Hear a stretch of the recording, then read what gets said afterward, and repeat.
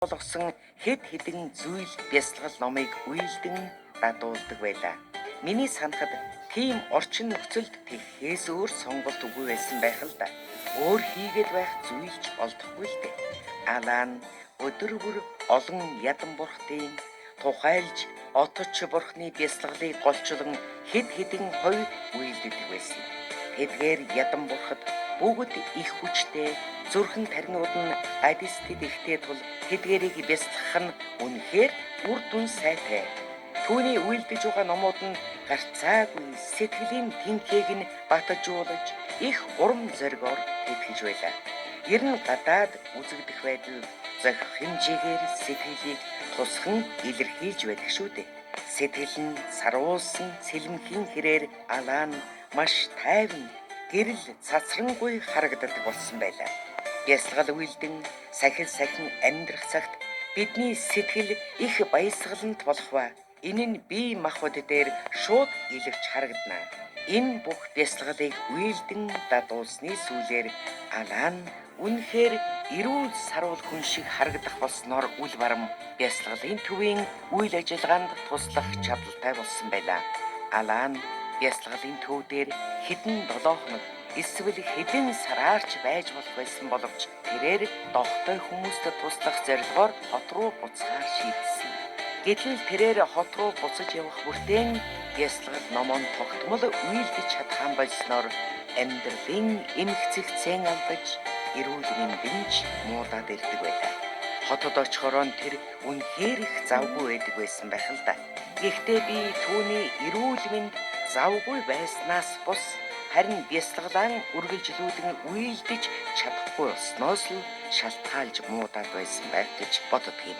Муудахаараа бясалгалын төв дээр тамир тэнхээгийн сэргээж урам зориг орохын тулд эргээд л ирнэ. Жаахан сайжирч аваад бусдад туслахаар буцаад л явна. Энэ мэтээр хэд хэдэн удаа ирж буцсан юм байна. Бусдад туслахыг хүсэж байна гэдэг эрдэнэт чухал сэтгэл яриангүй мөн л дөө. Хэдийгээр хорт хавдартай хүмүүст тэр бүр ажиглагддаггүй боловч дохтой хүмүүсийн хувьд бусдад ялангуяа бусад дохтой хүмүүстэй туслах сэтгэл их төрдөг болтой юм билээ.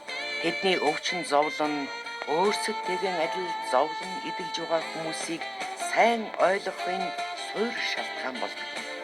Өөрсдийн өвчин зовлонгоос гадна ерөөсөө бусдад туслах хүсэл сэтгэл тэдэнд аяар зөнгөрөн төрж байх шиг санагддаг юм а. Энэ бол үнэхэрийн сайхан сэтгэл гэдэг эргэлзэх зүйл огтхонч үгүй. Энэ мэд сайхан сэтгэлийг төрүүлэхийн төдийн өөрөө нь тэмдэглэлээс зохих сайн хэрэг мөн. Гэхдээ энд юу чухал вэ гэхээр тухайн нэг хүний өөрийнх нь эрүүл мэнд зохих төвшний сахилга бат болон дадуулах үйлийг сахин бүтээхгүй бөгөөд оройтож муудаад байдаг явдал юм аа. Алаантай би хамгийн сүүл нас барахынх нь өмнөхөн уулзсан.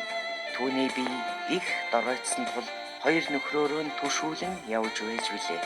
Тэрээр сандалд цаг орчим сууж миний яриаг сонссон.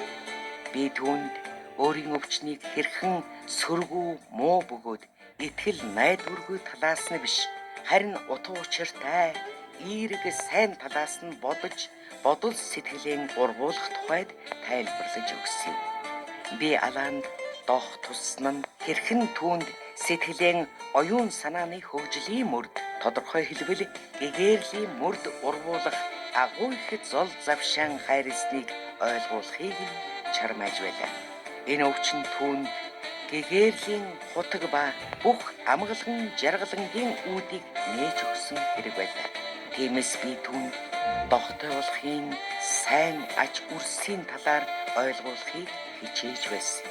Жишээлхэд дох туснаа гэдэг нэгүсхэн сэтгэлийг төрүүлэх асар хурдан бөгөөд хүчтэй арга зам байж болно. Учир нь хүн ямар нэг өвчнөр энлэх үедээ энэ мэт өвчнөр хийгээд ер нь элдэв зүйл зовлонд шаналгсдын зүгт энэрэн нэгүсэх сэтгэлийг амар хялбар төрүүлдэг байна. Иймхүү өвчин зовлон асрал хайр хийгээд энэрл нэгүсхэн сэтгэлийг төрүүлэн хөгжүүлэх суур болгох нь асар хүчтэй ариусгүй үйл мөн юм а.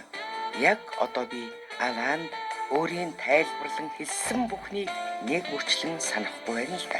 Гэхдээ хамгийн гол утга нь түүний өвчнөн түүнийг илүү хурдан гэгээлд хүргэх үндэс болж болох тухай байсан. Миний хүсэж байсан зүйл бол түүнийг өөрийн дох өвчнийг сайн талаас нь үзэж ойлгоосай хэмээх байсан. Үнэхээр би түүнийг өөрийн өвчнийг асар их сайн ач үрсийг эдлэхийн суур шалтгаан болгоосай гэж хүсэж байсан юм.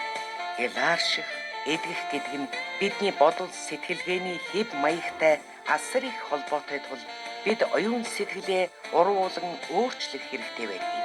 Тэгэхээр нэгэн тэл өвдснөөс хойш бид энэ өвчнөө ямар нэг эс хүссэн зүйл гэхээс илүүтэйгээр ямар нэг ирж хайж байсан хэрэгтэй зүйлтэйг учирсан мэтээр үзэж ойлгож сурах хэрэгтэй байдаг.